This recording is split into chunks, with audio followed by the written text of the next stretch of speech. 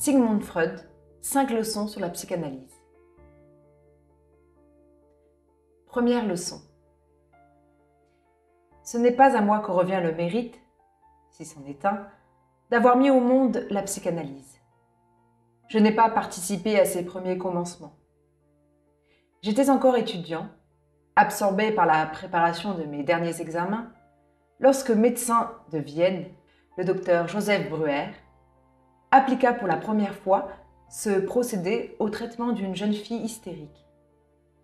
Cela remonte aux années 1880-1882. Il convient donc de nous occuper tout d'abord de l'histoire de cette malade et des péripéties de son traitement. Mais auparavant, encore un mot. Ne craignez pas qu'une formation médicale soit nécessaire pour suivre mon exposé. Nous ferons route un certain temps avec les médecins, mais nous ne tarderons pas à prendre congé d'eux pour suivre le docteur Breuer dans une voie tout à fait originale. La malade du docteur Breuer était une jeune fille de 21 ans, très intelligente, qui manifesta au cours des 2 années de sa maladie une série de troubles psychiques et mentaux plus ou moins graves. Elle présenta une contracture des 2 extrémités droites avec anesthésie. De temps en temps, la même affection apparaissait aux membres du côté gauche. En outre, troubles des mouvements des yeux et perturbations multiples de la capacité visuelle, difficulté à tenir la tête droite, toux nerveuse intense, dégoût de toute nourriture et pendant plusieurs semaines, impossibilité de boire malgré une soif dévorante.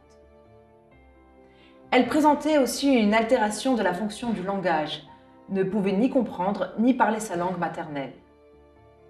Enfin, elle était sujette à des absences, à des états de confusion, de délire, d'altération de toute la personnalité.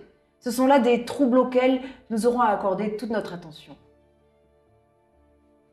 Il semble naturel de penser que les symptômes tels que nous venons d'énumérer révèlent d'une affection grave, probablement du cerveau, affection qui offre peu d'espoir de guérison et qui sans doute conduira promptement à la mort. Les médecins diront pourtant que dans une quantité des cas aux apparences aussi graves, on peut formuler un pronostic beaucoup plus favorable.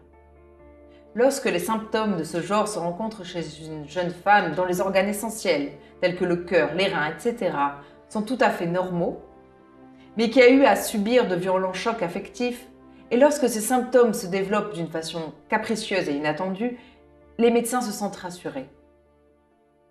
Ils reconnaissent en effet qu'il s'agit là non d'une affection organique du cerveau, mais de cet état bizarre et énigmatique auquel les médecins grecs donnaient déjà le nom grave d'hystérie.